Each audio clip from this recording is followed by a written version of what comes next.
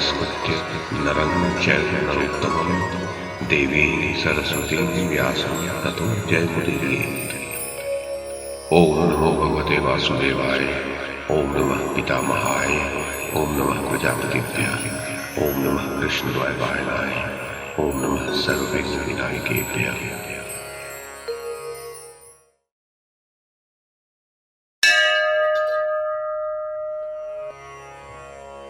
वैशंपायन जी कहते हैं, राजन, रात्रि को सोते समय उन 3 महारथियों ने पांडवों की सारी सेनाओं का जो संहार कर डाला था, उसके लिए शोक करते हुए राजा युधिष्ठिर ने दशार नंदन भगवान श्री कृष्ण से कहा, श्री कृष्ण, नीच एवं पापात्मा द्रोण कुमार ने कोई विशेष तप या पुण्य कर्म तो नहीं किया था जिससे उसमें अलौकिक शक्ति आ जाती, फिर उसने मेरे सभी महारथी पुत्रों का वध कैसे कर डाला? द्रुपद के पुत्र तो अस्त्र विद्या के पूरे पंडित, पराक्रमी तथा लाखों योद्धाओं के साथ युद्ध करने में समर्थ थे, तब भी द्रोण पुत्र ने उन्हें मार गिराया। ये कितने आश्चर्य की बात है। महाधनुर्धर द्रोणाचार्य युद्ध में जिसके सामने मुंह नहीं दिखाते थे, उसी रथियों में श्रेष्ठ धृष्टद्युम्न को अश्वत्थामा ने कैसे मार डाला? नरश्रेष्ठ, आचार्य पुत्र ने ऐसा कौन सा उपयुक्त कर्म किया था जिससे उसने अकेले ही समरांगण में हमारे सैनिकों का वध कर डाला? श्री भगवान बोले, राजन, निश्चय ही अश्वत्थामा ने ईश्वरों के भी ईश्वर, देवाधिदेव, अविनाशी भगवान शिव की शरण ली होगी, इसलिए उसने अकेले ही बहुत से वीरों का विनाश कर डाला। पर्वत पर शयन करने वाले महादेव जी तो प्रसन्न होने पर अमृत भी दे सकते हैं। वे उपासक को इतनी शक्ति दे देते हैं जिससे वह इंद्र को भी नष्ट कर सकता है। भरत श्रेष्ठ, मैं महादेव जी को यथार्थ रूप से जानता हूँ। उनके जो नाना प्रकार के प्राचीन कर्म हैं, उनसे भी मैं पूर्णतः परिचित हूँ। भरत नंदन, ये भगवान शिव संपूर्ण भूतों के आदि, मध्य और अंत है। उन्हीं के प्रभाव से यह सारा जगत भांति भांति की चेष्टाएं करता है। प्रभावशाली ब्रह्मा जी ने प्राणियों की सृष्टि करने की इच्छा से सबसे पहले महादेव जी को ही देखा था। तब पितामह ब्रह्मा ने उनसे कहा, प्रभु, आप अविलंब संपूर्ण भूतों की सृष्टि कीजिए। ये सुन महादेव जी तथास्तु कहकर भूत गणों के नाना प्रकार के दोष देख जल में मग्न हो गए और महान तप का आश्रय ले दीर्घ काल तक तपस्या करते रहे। इधर पितामह ब्रह्मा ने सुदीर्घ काल तक उनकी प्रतीक्षा करके अपने मानसिक संकल्प से दूसरे सर्वभूत सृष्टा को उत्पन्न किया। उस विराट पुरुष या सृष्टा ने महादेव जी को जल में सोया देख अपने पिता ब्रह्मा जी से कहा, यदि दूसरा कोई मुझसे ज्येष्ठ न हो तो मैं प्रजा की सृष्टि करूंगा। ये सुनकर पिता ब्रह्मा ने सृष्टा से कहा, तुम्हारे सिवा दूसरा कोई अग्रज पुरुष नहीं है। ये स्थाणु है भी तो जल में डूबे हुए हैं, अतः तुम निश्चिंत होकर सृष्टि का कार्य आरंभ करो। तब सृष्टा ने 7 प्रकार के प्राणियों और दक्ष आदि प्रजापतियों को उत्पन्न किया, जिनके द्वारा उन्होंने इस 4 प्रकार के समस्त प्राणी समुदाय का विस्तार किया। राजन, सृष्टि होते ही समस्त प्रजा भूख से पीड़ित हो प्रजापति को ही खा जाने की इच्छा से सहसा उनके पास दौड़ी गई। जब प्रजा प्रजापति को अपना आहार बनाने के लिए उद्यत हुई, तब वे आत्मरक्षा के लिए बड़े वेग से भागकर पितामह ब्रह्मा जी की सेवा में उपस्थित हुए और बोले, भगवान, आप मुझे इन प्रजाओं से बचाइए और इनके लिए कोई जीविका वृत्ति नियत कर दीजिए।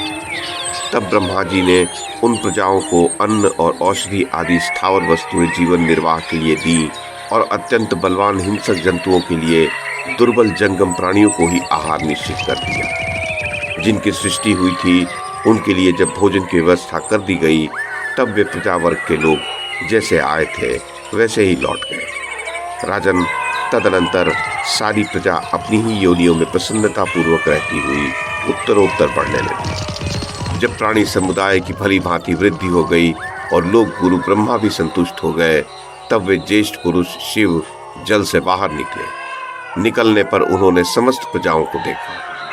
अनेक रूप वाली प्रजा की सृष्टि हो गई और वह अपने ही तेज से भली भांति बढ़ भी गई। ये देखकर भगवान रुद्र कुपित हो उठे और उन्होंने अपना लिंग काटकर फेंक दिया। इस प्रकार भूमि पर डाला गया वह लिंग उसी रूप में प्रतिष्ठित हो गया। तब अविनाशी ब्रह्मा ने अपने वचनों द्वारा उन्हें शांत करते हुए कहा, रुद्रदेव, आपने दीर्घ काल तक जल में स्थित रहकर कौन सा कार्य किया है और इस लिंग को उत्पन्न करके किस लिए पृथ्वी पर डाल दिया? ये प्रश्न सुनकर कुपित हुए जगत गुरु शिव ने ब्रह्मा जी से कहा, प्रजा की सृष्टि तो दूसरों ने कर डाली, फिर इस लिंग को रखकर मैं क्या करूंगा? पितामह, मैंने जल में तपस्या करके प्रजा के लिए अन्न प्राप्त किया है। वे अन्न रूप औषधियां प्रजाओं के ही समान निरंतर विभिन्न अवस्थाओं में परिणत होती रहेंगी। ऐसा कहकर क्रोध में भरे हुए महातपस्वी महादेव जी उदास मन से मुंजवान पर्वत की घाटी पर तपस्या करने के लिए चले गए। तदनंतर सतयुग बीत जाने पर देवताओं ने विधि पूर्वक भगवान का यजन करने की इच्छा से वैदिक प्रमाण के अनुसार यज्ञ की कल्पना की।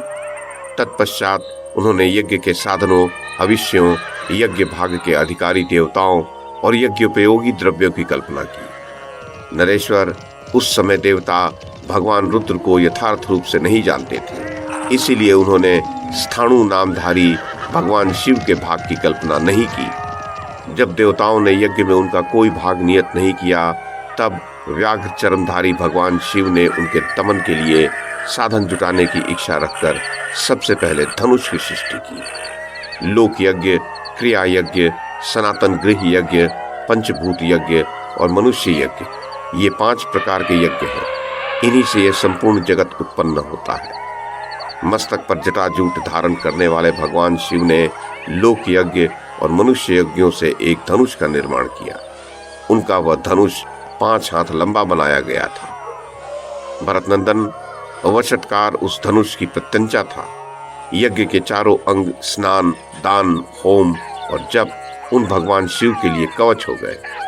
तदनंतर कुपित हुए महादेव जी उस धनुष को लेकर उसी स्थान पर गए जहां देवता लोग यज्ञ कर रहे थे। उन ब्रह्मचारी एवं अविनाशी रुद्र को हाथ में धनुष उठाए देख पृथ्वी देवी को बड़ी व्यथा हुई और पर्वत भी कांपने लगे। वायु की गति रुक गई। अग्नि, समिधा और घी आदि से जलाने की चेष्टा करने पर भी प्रज्वलित नहीं होती थी और आकाश में नक्षत्रों का समूह उद्विग्न होकर घूमने लगा। सूर्य भी पूर्णतः प्रकाशित नहीं हो रहे थे। चंद्रमंडल भी श्रीहीन हो गया था तथा सारा आकाश अंधकार से व्याप्त हो रहा था। उससे अभिभूत होकर देवता किसी विषय को पहचान नहीं पा रहे थे। वह यज्ञ भी अच्छी प्रकार प्रतीत नहीं होता था। इससे सारे देवता भय से थर्रा उठे। तदनंतर रुद्रदेव ने भयंकर बाण के द्वारा उस यज्ञ के हृदय में आघात किया। तब अग्नि सहित यज्ञ मृग का रूप धारण करके वहां से भाग निकला। वह उसी रूप से आकाश में पहुंचकर मृगशिरा नक्षत्र के रूप में प्रकाशित होने लगा। युधिष्ठिर, आकाश मंडल में रुद्रदेव उस दशा में भी आद्रा नक्षत्र के रूप में उसके पीछे लगे रहते हैं। यज्ञ के वहां से हट जाने पर देवताओं की चेतना लुप्त सी हो गई। चेतना लुप्त होने से देवताओं को कुछ भी प्रतीत नहीं होता था। उस समय कुपित हुए त्रिनेत्रधारी भगवान शिव ने अपने धनुष की कोटि से सविता की दोनों बाहें काट डाली, भग के नेत्र फोड़ दिए और पूषा के सारे दांत तोड़ डाले। तदनंतर संपूर्ण देवता और यज्ञ के सारे अंग वहां से पलायन कर गए। कुछ वहीं चक्कर काटते हुए प्राणहीन से हो गए। वह सब कुछ दूर हटाकर भगवान नीलकंठ ने देवताओं का उपहास करते हुए धनुष की कोटि का सहारा ले उन सबको रोक दिया। तत्पश्चात देवताओं द्वारा प्रेरित हुई वाणी ने महादेव जी के धनुष की प्रत्यंचा काट डाली। राजन, सहसा प्रत्यंचा कट जाने पर वह धनुष उछलकर गिर पड़ा। तब देवता यज्ञ को साथ लेकर धनुष रहित देवश्रेष्ठ महादेव जी की शरण में गए। उस समय भगवान शिव ने उन सब पर कृपा की। उसके पश्चात प्रसन्न हुए भगवान ने अपने क्रोध को समुद्र में स्थापित कर दिया। प्रभो, वह क्रोध बड़वानल बनकर निरंतर जल को सोखता रहता है। पांडुनंदन, फिर भगवान शिव ने भग को नेत्र, सविता को दोनों बाहें, पूषा को दांत और देवताओं को यज्ञ प्रदान किए। तदनंतर यह सारा जगत पुनः सुस्थिर हो गया। देवताओं ने सारे हविष्यों में से महादेव जी के लिए भाग नियत किया। राजन, भगवान शंकर के कुपित होने पर सारा जगत डामाडोल हो गया था और उनके प्रसन्न होने पर वह पुनः सुस्थिर हो गया। वे ही शक्तिशाली भगवान शिव अश्वत्थामा पर प्रसन्न हो गए थे। इसीलिए उसने आपके सभी महारथी पुत्रों तथा पांचाल राज का अनुसरण करने वाले अन्य बहुत से शूरवीरों का वध किया। अतः इस बात को आप मन में न लावें। अश्वत्थामा ने यह कार्य अपने बल से नहीं, महादेव जी की कृपा से संपन्न किया है। अब आप आगे जो कुछ करना हो वही कीजिए।